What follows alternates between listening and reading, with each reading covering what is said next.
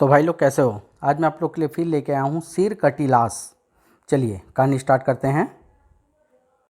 सुनसान रात में विशालगढ़ नामक शहर के रेलवे स्टेशन पर उफ आज तो बहुत भयंकर सर्दी पड़ रही है। शायद तभी मामा जी हमें लेने नहीं आए। आओ हम ही चल देते हैं, पास ही तो है उनका घर। चलो। तीनों सुनसान सड़क पर चल पड़े। मामा जी हमें अचानक आया देखकर हैरान रह जाएंगे। तभी अचानक तीनों चौंक पड़े। ये आवाज़ कैसी? लगता है कोई घुड़सवार इधर ही आ रहा है। तीनों बिजली की भांति पीछे घूमे और हैरान रह गए। Oh no! घोड़े पर बैठी सर कटी लाश तीव्र गति से दौड़ती उनकी तरफ भागी आ रही थी। रमेश चिल्लाया, पीछे हट जाओ, मुझे इसके इरादे अच्छे नहीं लगते। हम रमेश एकदम घोड़े के सामने आ गया। उफ, यह क्या भला है? घोड़े के पैरों में जैसे बिजली भरी हुई थी।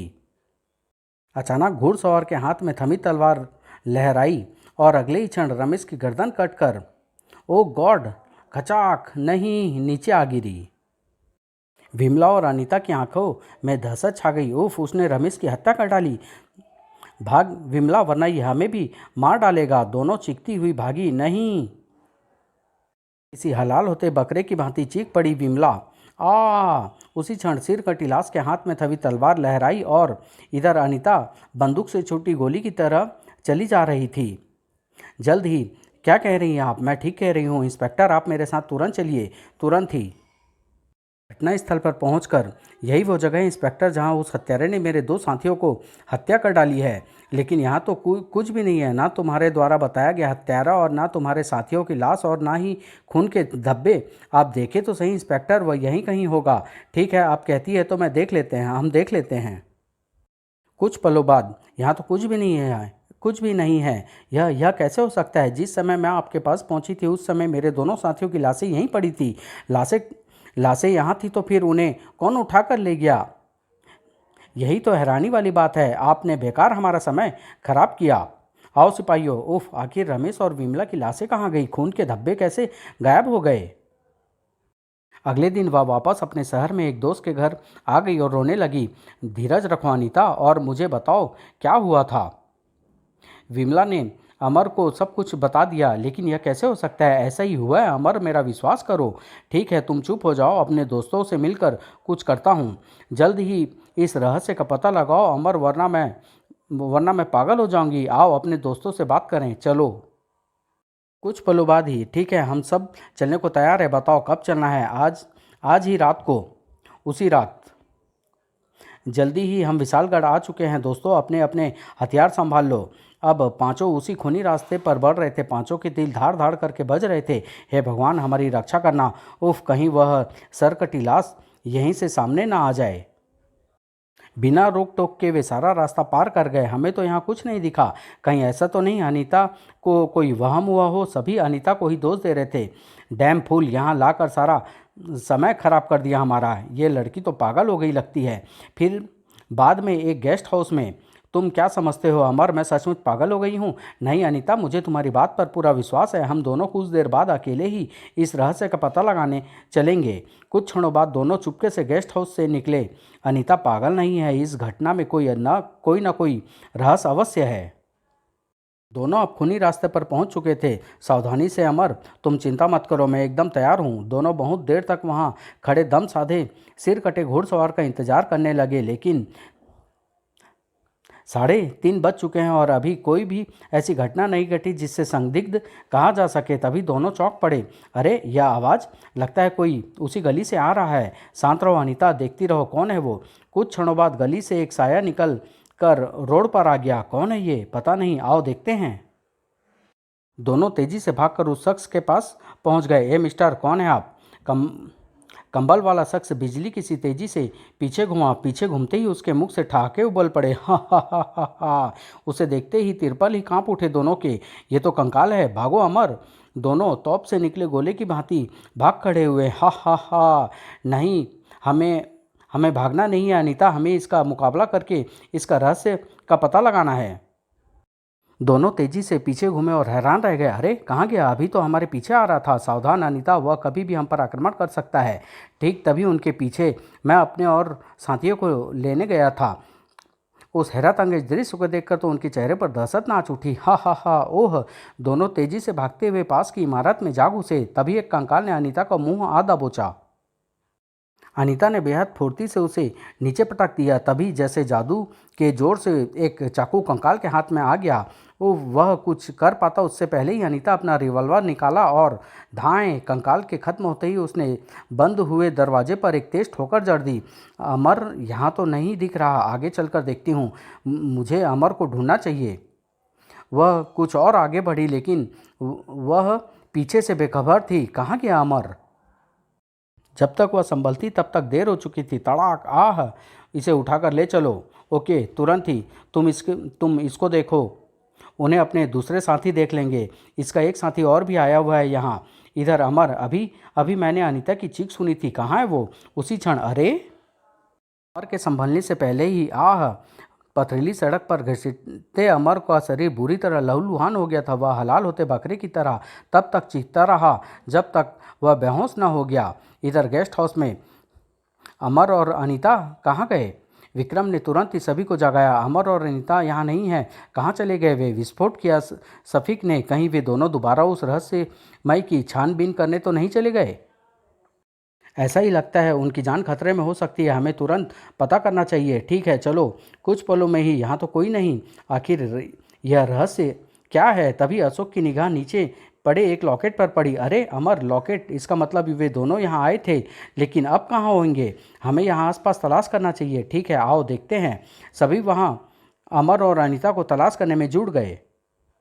सफीक पास ही बनी एक मूर्ति के पास जा पहुंचा। उफ, मैं तो उन्हें ढूंढते ढूंढते थक गया हूँ। टेका लगाने के लिए उसने मूर्ति का सहारा लिया। तभी गर! अरे! सभी भौचक्के से वहां आ खड़े हुए। ये सब क्या है? सीढ़ियाँ बनी हुई है, नीचे जाने का रास्ता लगता है। उफ, क्या चक्कर है ये? मेरी तो कुछ समझ में नहीं आ रहा। कोई तगड़ा ही रहस्य लगता है। हमें नीचे चलकर इसका पता लगाना चाहिए। चलो। सभी धड़कते दिल से सीढ़ियाँ उतरने लगे। सावधान रहना दोस्त, यहाँ कोई भी खतरा हमारी प्रतीक्षा में खड़ा हो सकता है। तो इधर सायरन, ओह! कोई गुप्त रूप से तहखाने में घुस आया है। दूसरे ही क्षण तहखाने में कोई घुस आया है, उसे रोको। ओके। इधर कैसी भूल भुलैया है ये? अभी तक कुछ भी नजर नहीं आया। ठीक उसी क्षण आह! अरे ओह! बचने की लाख कोशिश के बाद भी उफ, आखिर हम फंस ही गए। तभी ओह! दीवारें से तो गैस निकल रही है। उफ, अपनी अपनी अपनी सांस रोक लो वरना बेहोश हो जाओगे। सभी ने गैस से बचने का लाख प्रयत्न किया, लेकिन ओह आह! सब बेहोश हो चुके हैं। इन्हें इनके दोनों साथियों के साथ मेरे पास ले आओ। Okay boss. कुछ ही पलों में तुम सबका यहाँ स्वागत है दोस्तों। तो तुम कौन हो और ये प्रेत लीला का क्या चक्कर है? अब तुम सबकी ज़िंदगी खत्म होने वाली है, इसलिए सब कुछ तुम्हें बताना ही होगा। बॉस ने अपने साथियों को आदेश दिया। इन सबको म्यूजियम में ले आओ। Okay boss. म्यूजियम में पहुंचते ही सभी की आंखें आश्चर्य से फैल गई। कंकाल, सिर कटा घुड़सवार, लेकिन ये सब तो किसी बड़े खिलौने जैसे लगते हैं, रोबोट जैसे। ठीक कहा तुमने, ये सब रोबोट ही है। रिमोट कंट्रोल से जैसे चाहो चल सकते हैं ये। ओह, इसका मतलब इन्हें हम प्रेत और जिंदा कंकाल समझ रहे थे, वह असल में रोबोट थे। दहशत फैलाना चाहते थे तुम? हाँ, दहशत फैलाना चाहता था मैं, ताकि कोई तुम जैसा आदमी भूल कर भी इधर आने की कोशिश ना करे। लेकिन क्यों चाहते तो तुम ऐसा? इसलिए क्योंकि यह जगह हमारी स्मगलिंग के लिए एकदम उपयुक्त है। स्मगलिंग? हाँ, स्मैक, हीरोइन व अन्य नशीले पदार्थों के स्मगलर हैं हम। पूरे विशालगढ़ में इस तरह के ड्रग्स हम सप्लाई करते हैं। हम चाहते थे कि हमारा काम गुप्त ढंग से हो और इस तरफ भूल कर भी कोई ना आए, इसलिए पिछले हफ्ते हमारे ग्रुप ने मीटिंग बुलवाई। आप सब सुझाव दे कैसा होगा?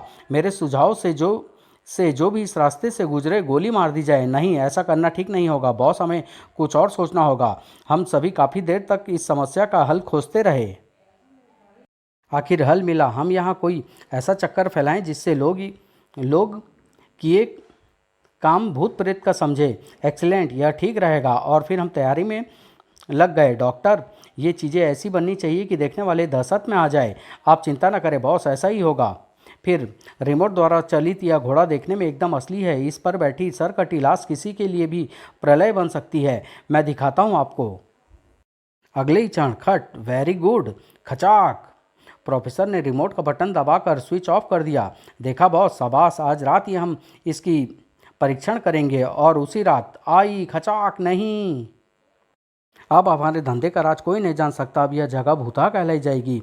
और साथ ही प्रोफेसर भी का ठहाका गूंज उठा और फिर हमने इस जगह को भूतहा बनाने की योजना पर काम करना शुरू कर दिया। तुम्हारे साथियों की कटी हुई लाशें हमारे कंकाल उठा लाए और सड़क पर से खून के धब्बे भी मिटवा दिए गए।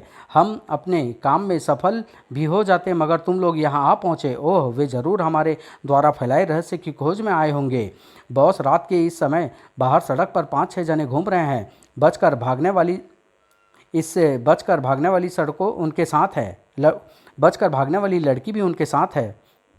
सिर कटी लाश को बाहर निकालूं बॉस? नहीं, ये ठीक नहीं रहेगा। इतने आदमियों के एक साथ मरने से शहर में तहलका मच जाएगा। उस लड़की ने पहले ही पुलिस को ध्यान इस तरफ कर दिया है। कोई कुछ ना करे, उन्हें खोजबीन कर के चले जाने दो। Okay boss. और ओह, तो तभी पहले चक्कर में हमें यहाँ कुछ नज़र नहीं आया था। हाँ, लेकिन जब तुम और यह लड़की इधर आए तो अब तो कुछ करना ही होगा। दूसरे ही क्षण तुम दोनों को पकड़कर यहाँ ले आए। इधर ये तुम्हें तलाशते हुए यहाँ पहुँचे। मैं तुमको यहाँ भी मार सकता था, लेकिन वहाँ मारने से शहर में तूफान मचने का डर था। अब तुम सब मरने को तैयार हो जाओ। इधर अमर, हम सबको मरना ही है तो क्यों ना संघर्ष करके मरा जाए। अगले ही क्षण अमर का शरीर हवा में लहराया और धड़ाम, इसी के साथ उसके सभी साथी भी एक्शन में आ गए। अनीता ने उछलकर रिमोट उठा लिया। दूसरे ही क्षण भागो बचो। सिर कटी लाश ने किसी को भी भागने का मौका नहीं दिया। इधर अमर बॉस को अपनी टांगों पर रखकर उछाल चुका था। ओह, अगले ही क्षण उसे भी चीखने का मौका नहीं मिला। इसी के साथ ही अनीता ने रिमोट का बटन ऑफ कर दिया। घोड़ा तुरंत ही रुक गया। हल हम बाकी बदमाशों को संभालते हैं, तुम पुलिस को बुला लाओ। ओके। कुछ देर बाद जब विक्रम वापस लौटा तो पुलिस फोर्स उसके साथ थी। Come on inspector. तुरंत ही पुलिस पार्टी ने सभी बदमाशों को गिरफ्तार कर लिया।